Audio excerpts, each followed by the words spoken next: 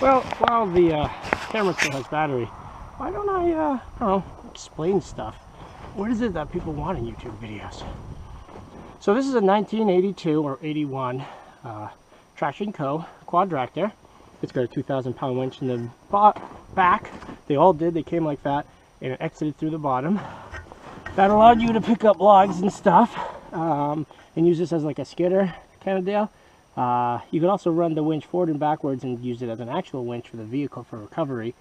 You got to be careful though, because I sliced up the aluminum here because I didn't have a, see that little rolly mount thing in there, that bushing? I didn't have one on this side. Tailgate comes off. Hey, how about I show you? Hope this battery lasts.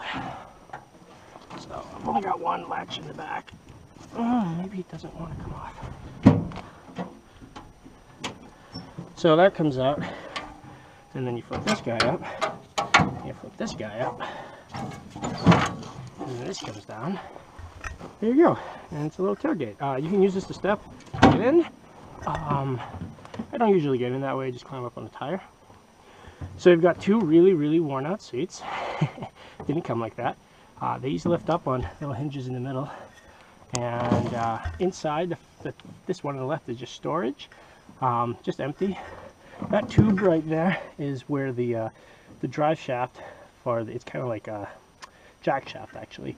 That comes out of the transmission housing, and then that powers all the pulleys on either side. Under this one used to be mice, but I got rid of them. By that I like scared them off. This one's got the battery and all the electronics to make it run, which is essentially just a starter.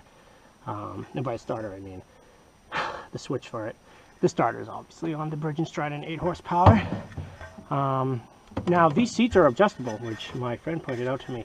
See these little notches? I used to have it up here, and there was no leg room, but he put it all the way back here. Plenty of leg room, which is really nice.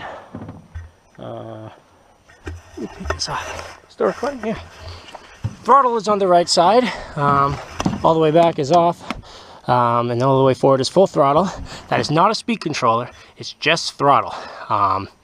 Pretty much because this engine is governed and there's no like torque converter CVT drive, if you put it on this much throttle, it means you're going to get 3,300 RPM. If you put it on this much throttle, you're going to get 3,300 RPM. The only difference is how much fuel and air is going in, and that's how much torque you have. So if you're like going downhill, you can kind of like ease back, but it's really not going to change your speed. It's essentially like you're driving via cruise control everywhere, which is a bit unnerving because its top speed isn't very high, but it feels high when you don't want to go as fast as it's going. In second gear, it will go, what does this go in second gear? 8 miles per hour. And in first gear, this will go 4 miles per hour. Second gear it's got double the ratio or half the ratio or whatnot. It's 72-to-1 gear reduction in first gear, and thus half that in second gear. Yeah, the engine's all original. That's not true. I took off the Points condenser and replaced it with the solid state electric one, just because technology has moved on and that's far superior. Besides, oh, and ignoring all the fuel filter crap I put on today, it's got a new new air filter as well, but that's not a modification, that's just like repair. So on this side we got the steering wheel. It's more like the hold on to wheel. You can't really steer the wheels with this because there's not enough reduction in turning them all, and it's essentially like a, let me just open up the front, you can see. I can't believe this battery hasn't died yet. It's been on 1 bar for like 15 minutes. So all the body panels are held together with these little connector pin things, which depending on if the body's torqued can be really hard to pull up and down. There you go. This one is falling off. They kind of do that from vibration. Alright, so this comes off like that.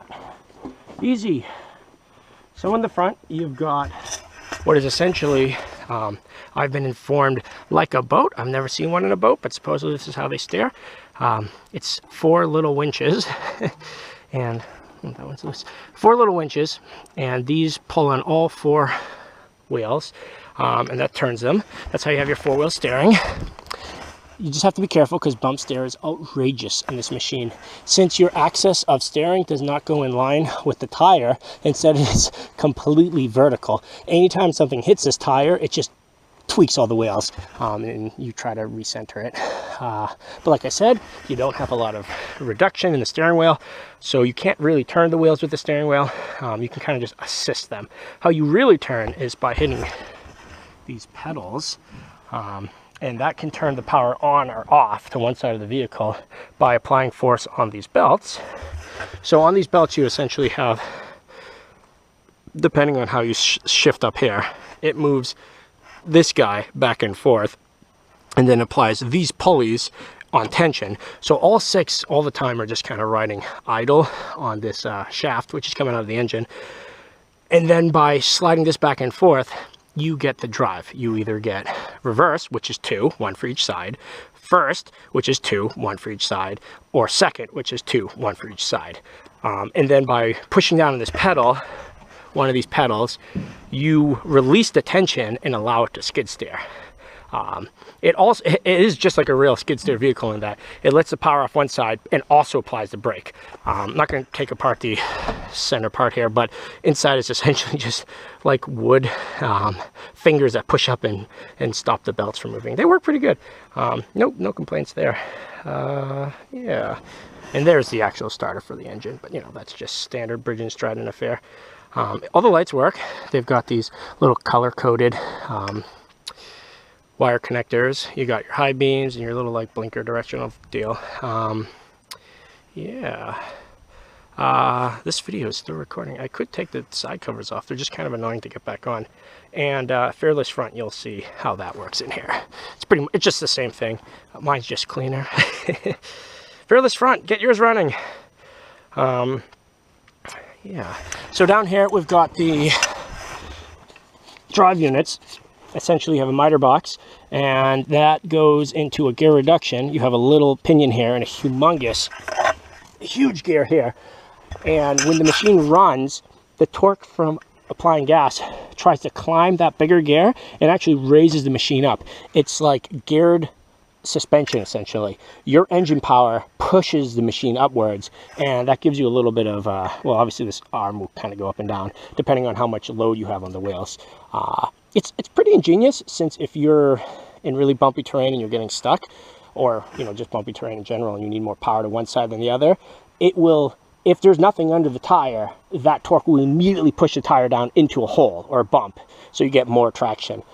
There is no differentials in this, unless you're talking about the skid steer component. If you don't push down one side of the skid steer, this is true four-wheel drive. You have all 4 tires powered all the time. It's just like the Coot, and preferably that's what I favor versus a regular skid steer. Because with a skid steer, if you're in snow or sand and you try to turn one side, you will very often just kind of sit in place and spin one side. It's hard to get that extra traction to defeat the stuckage, so to speak, of the other side of the machine. With true four-wheel drive, so with this, like I was saying, you can't really turn the wheel to steer by the steering wheel, but the looser the ground you are driving on, the easier it is to steer with the wheel. And if the ground is really, really soft, like just snow or mud or sand, you can turn the wheel and get true four-wheel drive all the time. Which is wild. One downside to these spindle drive systems is that if you go in reverse, it's the opposite of going forward, in the sense that going forward, it's like a shopping cart wheel and how it self-straightens itself. So if you hit both, well, the battery died. I was saying, like a shopping cart, the pivot points are in front of the wheels, the bearings, the hubs. So when you're going forward, the wheels self-center themselves, but when you're going backwards, they anti-center themselves. So pretty much as soon as you start driving backwards, they're trying to turn in some spontaneous direction because they're trying to flip themselves around. So that's kind of when the steering wheel is most important, just to hold on and keep them from turning. You don't want to do a lot of reverse with the Quadractor if you can help it. So it's not that big of a deal. It's just something worth noting. Where were we? I'm just blabbering here. Guys, support me on Patreon. No, seriously, I have a Patreon now. So if you want to see more crazy stuff like me going to mud bogging events with the Quadractor, could you imagine this at a mud bogging event? I want to see it. I'll have a link in the description, and feel free to push the little button and give me money. There's different tiers for how much say you have in what we do at Total Overkill Studios. Check it out. Hopefully you'll find something you like. Anyways, back from self-selling, which is sort of the thing on YouTube these days. Can I get 1,000 subscribers, please? If I had 1,000 subscribers, that would be awesome. I make enough video views that I could probably have some sort of income, and then I could buy more awesome stuff to make more videos, but I only have like 180, and that's just not enough. So if you think anyone would like the crazy stuff we do on the channel, feel free to tell them to subscribe. Anyways, and now I get into the part where I'm sponsored. No, I'm definitely not sponsored. Oh, hey, shout out to Power of Your Brains, the crazy Subaru Forester channel. They gave me a cool little winning gift box, and has all like stickers and stuff on there. This is an awful video where I don't show you any of it and I'm just talking, so I'm not sure how helpful that is. I'll do a video on that later. Where were we? Look, a Quadractor. I need more than 8 horsepower. If this thing had 12 horsepower or like 14 horsepower, the problem is it's so original, I don't want to mess with it. If only I could just make this engine have more horsepower. I'm thinking nitro. Nitro would be cool, but I'll need Patreon support if I'm going to buy nitro. It's very expensive. Yeah, I want new tires. New tires would be cool. These tires are actually really good. They're only 2-ply. It's kind of like the thing today to buy the thickest, heaviest ATV tires you can, but I don't suggest doing that. Sure, there might be some puncture resistance with the newer heavy-duty ATV tires, but they don't conform to the ground whatsoever. This machine only weighs like 900 pounds, and these 2-ply tires at 2 psi like go flat, and they grab the earth. It's amazing.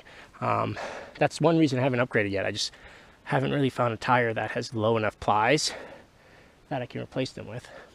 Also, the snow chains are ridiculously good. Hey, remember that video where I said I'd ruined those snow chains? Here they are, a year later. They're not doing too bad. I mean, they're not like zinc brass plated anymore, but whatever. See the red. Poor snow chains. Yeah. This badly needs a wash, and the paint touched up in places. Incredible job with the undercoating, priming, zinc treatment, because places where there's no paint, it's not really rusting, which is cool. Corvette yellow. This used to be Corvette yellow, but it's faded. So yeah, I gotta get this out of here. Why am I talking? This needs to not be stuck in a snowbank. Or I shouldn't say stuck, more so. Yeah, this snow is really deep here. Yeah. Who thinks the Dingo will start? Who thinks I don't even have the key out here, so I can't turn it over? Maybe I left the key in it. Of course I didn't. The thing works great, by the way. It's helped me a few times in the coot. We didn't see that. Let's pretend we didn't see that. Just put your little leads in the batteries. This is a difficult one-man operation. I don't even know if I can do this with one hand.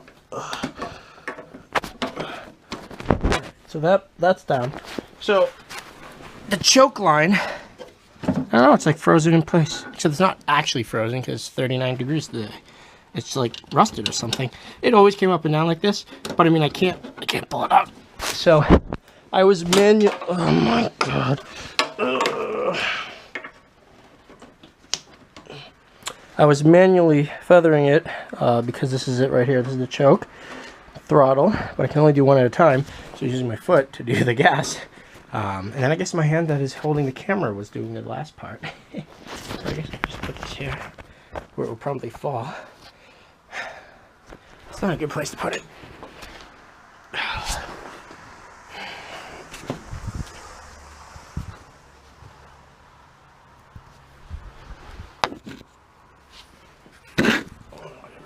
Alright,